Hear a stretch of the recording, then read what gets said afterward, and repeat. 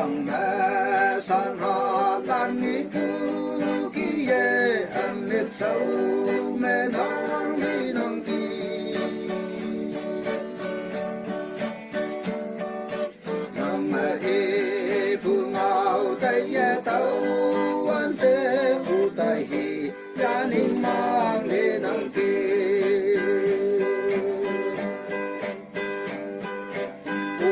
mấy như nàng thấy anh am yang nghe nàng quay giờ là có thể em nàng mẹ phương nào đi bay nàng khi tu tay gia đình mang để nàng kia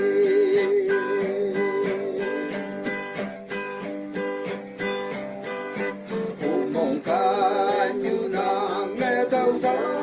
bây giờ đi thu im chim nếu tàu ta về đừng đi ý phương mau tay tao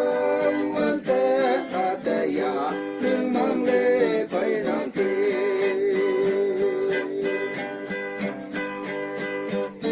ya mấy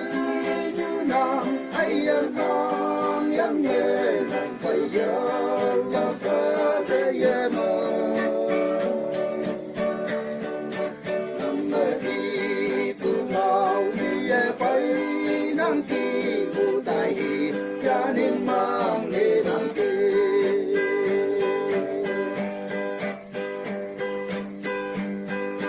không kỳ ngao thu hai trong những trái quan tê ăn lệ sâu mẹ nắng đi nắng đi mẹ tê ngao thu tay cao quan tê ya yang